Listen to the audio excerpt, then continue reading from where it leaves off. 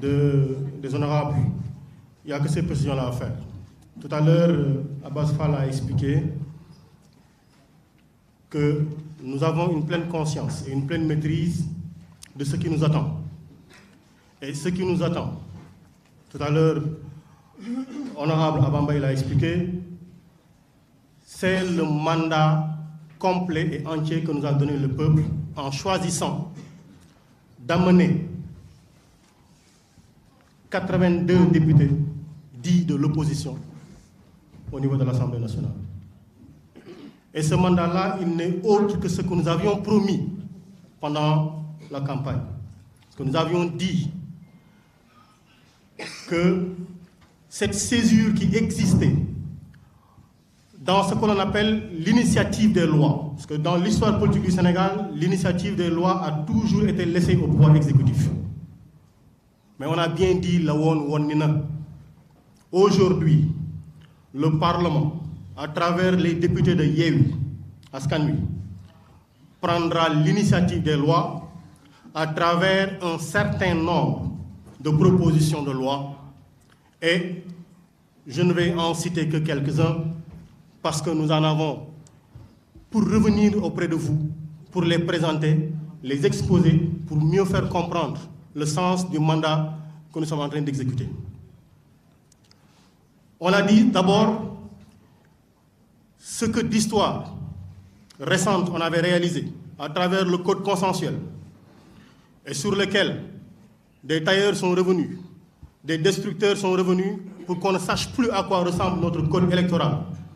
Nous allons faire des propositions de loi pour avoir un code électoral qui nous permettra de ne plus jamais revenir sur les questions de contestation, de combats politiques inutiles et de débats préélectoraux sans fin sur la lisibilité du vote, sur la lisibilité du mandat que l'on donne à ceux qui seront candidats.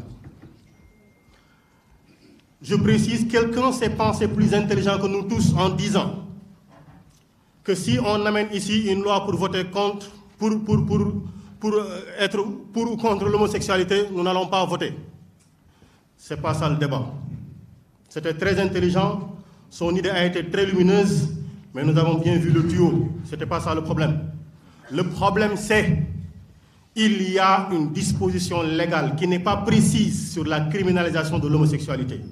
Nous voulons, parce que la loi pénale, elle est précise. On ne peut pas interpréter. Elle ne souffre pas d'interprétation, la loi pénale. On ne peut pas assimiler en matière pénale. Nullum crimen, nullum poena, sina lege, c'est ce qu'on dit en latin. Il n'y a pas de peine ni de crime sans loi. La loi doit être précise. Nous voulons une criminalisation de l'homosexualité. Nous allons travailler à ramener sur la table une proposition de loi.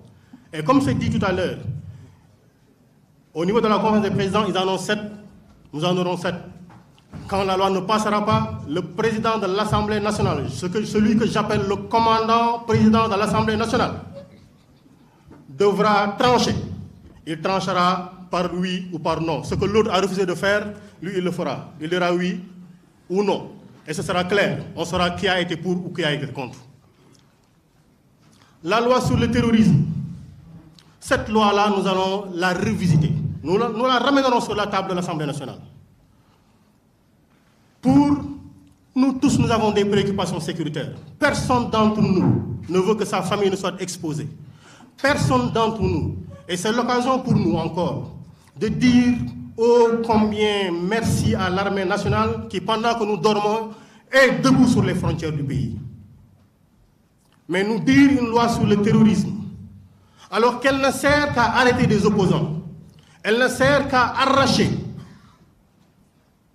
Ousmane Seck, Amidia et autres, Ousmane Diagne et autres à leur famille, parce que simplement quelqu'un a souri, parce que simplement on veut se débarrasser de quelqu'un, il nous faut trouver des boucs émissaires, il nous faut revisiter cette loi-là pour la ramener à sa raison objective, qui veut qu'on ne traite que de terrorisme, mais qu'on ne prenne pas les citoyens, les honnêtes citoyens, qui se réveillent de chez eux, qui sont viticulteurs, qui sont etc., on les traite de terroristes. Nous avons parlé de la loi sur le contenu local. Elle est insuffisante parce qu'elle est inappropriée à protéger notre entreprise, les entreprises nationales. on la remettra sur la table. On remettra sur la table la question de l'honorariat à vie. On la remettra sur la table. Des commissions d'enquête parlementaires sur les morts qu'il y a eu. Et on veut passer ça à perte et à profit, on reviendra dessus. Sur ce qui s'est passé au niveau de la Poste, sur le port autonome de Dakar, sur les accords de pêche, on reviendra là-dessus. Des questions écrites sur le coût de la vie, sur le code des collectivités territoriales, parce que Abba l'a précisé tout à l'heure. Aujourd'hui, énormément de municipalités n'espéraient que sur ces fonds de dotation et sur des fonds de concours pour apporter des réponses à leur population. Mais parce que simplement un maire ne porte pas le maillot qu'ils portent eux, aujourd'hui, nous sommes au mois quasiment d'octobre. Les gens attendent encore. Les ASC ne peuvent pas recevoir leurs subventions parce que Macky Sall refuse de le leur donner. C'est simplement ça. Simplement ça. Alors, il faut qu'ils sachent que, désormais, on ne part pas à l'Assemblée nationale pour insulter, comme ils le font. Parce que les insultes sont parties d'eux. On ne part pas à l'Assemblée nationale pour applaudir. On part pour bûcher, et terriblement, durement bûcher. Et on va les obliger à bûcher. On va les obliger à bûcher. Et c'est l'occasion également pour nous de revenir sur la situation de deux de nos collègues députés. Barthélémy Toye-Dias. On a dit le délibéré de son procès, ce sera pour le mercredi 21. Qu'il sache qu'il aura 52 députés à côté de lui. 52 députés seront à côté de lui. Nous avons vu un homme qui passe tout son temps à stigmatiser la région sud et tous les Sénégalais nés dans la région sud. Tout son discours est ce discours clivant de haine, de ségrégation, mais ce discours contre l'homme, et on le pense brillant, on le pense intelligent, et on adore sa plume. L'accoucheuse trop pressée risque de se saisir de ce qui n'est pas la tête du bébé, et c'est ce qui lui est arrivé.